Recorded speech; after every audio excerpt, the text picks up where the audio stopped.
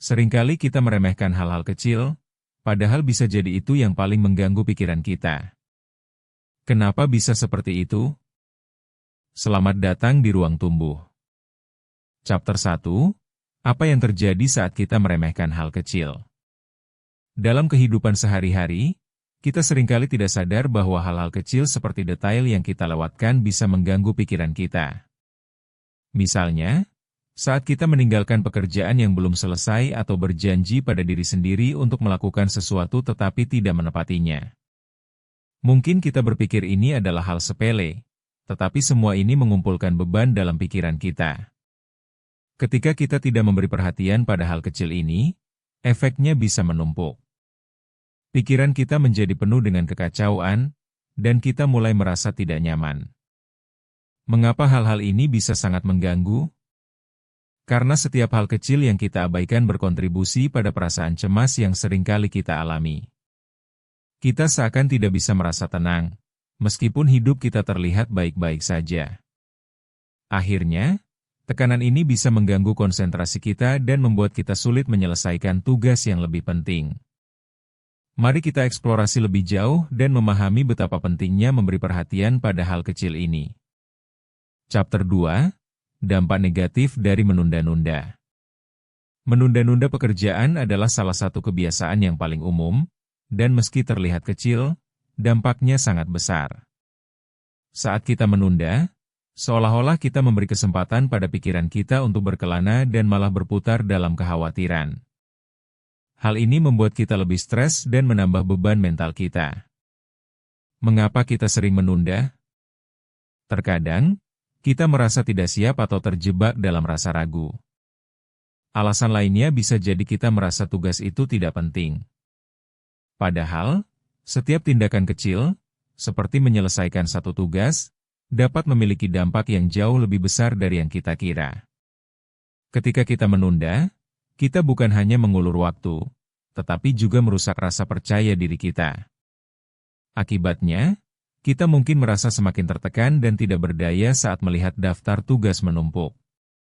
Jadi, penting bagi kita untuk menangani hal ini dengan cara menemukan motivasi dan disiplin agar bisa lebih fokus dan produktif. Chapter 3. Kecanduan scroll. Mengapa kita tidak bisa berhenti? Sekarang, mari kita bahas tentang kecanduan scroll yang seringkali kita alami. Dalam waktu singkat, kita bisa kehilangan berjam-jam hanya dengan scrolling di media sosial. Momen-momen kecil ini bisa membuat kita lupa dengan apa yang kita inginkan atau butuhkan. Mungkin kita berpikir bahwa kita hanya membunuh waktu, tetapi saat kita menyadari waktu yang telah terbuang, kita merasakan dampak negatifnya. Hal ini tidak hanya membuat kita merasa lebih tidak produktif, tetapi juga frustrasi karena merasa tidak memiliki kontrol atas waktu kita. Mengapa kita bisa terjebak dalam rutinitas ini? Karena ada dorongan untuk terus mencari informasi baru atau hiburan, yang membuat kita lupa bahwa fokus pada apa yang penting jauh lebih berharga. Penting bagi kita untuk menyadari kebiasaan ini dan mencari cara untuk membatasi waktu yang dihabiskan dengan scrolling agar bisa memberikan diri kita waktu untuk menjalani aktivitas yang lebih berarti dan produktif. Chapter 4. Kecil tapi berdampak. Fokus pada hal sepele. Saat kita menyadari bahwa hal-hal kecil memiliki dampak yang signifikan, kita bisa mulai merubah cara pandang kita. Setiap tindakan kecil, entah itu sekadar menyelesaikan satu tugas yang tertunda atau memberi perhatian pada diri sendiri, dapat menjadi langkah besar. Kita perlu mengubah sudut pandang kita bahwa hal-hal kecil itu sepele dan mulai memberikan perhatian yang layak. Pertama, kita bisa mulai dengan menyusun daftar tugas harian dan menetapkan prioritas. Menepati janji pada diri sendiri adalah hal yang penting untuk membangun kepercayaan diri kita. Kedua, luangkan waktu untuk melakukan refleksi pada akhir hari agar kita bisa memahami dan mengevaluasi pencapaian kita.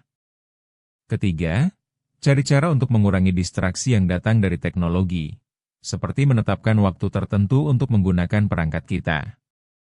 Dengan langkah-langkah kecil ini, kita bisa merasa lebih baik dan lebih fokus. Hal ini membuat kita lebih mampu menghadapi tantangan sehari-hari dengan lebih percaya diri. Chapter 5. Mengembalikan fokus melalui kesadaran. Kunci untuk mengatasi gangguan akibat hal sepele adalah kesadaran. Kesadaran ini membantu kita mengenali saat pikiran kita mulai teralihkan oleh hal-hal tidak penting. Dalam proses ini, kita bisa berlatih untuk menarik perhatian kita kembali. Mungkin kita bisa memulai dengan melakukan meditasi singkat setiap hari, atau sekadar mengambil waktu beberapa menit untuk menarik napas dalam-dalam.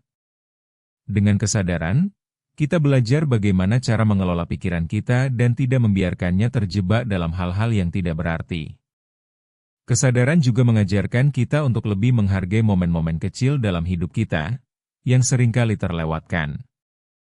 Pada akhirnya, perjalanan ini bukan hanya tentang mengatasi gangguan, tetapi juga tentang memberi ruang bagi diri kita untuk tumbuh dan menjadi lebih baik. Dengan membangun kesadaran, kita tidak hanya bisa mengarahkan energi kita ke hal-hal yang lebih penting, tetapi juga mengembangkan diri menjadi individu yang lebih sabar dan tenang. Terima kasih telah mendengarkan episode ini, sampai jumpa lagi di Ruang Tumbuh. Bertumbuh itu proses, bukan lomba.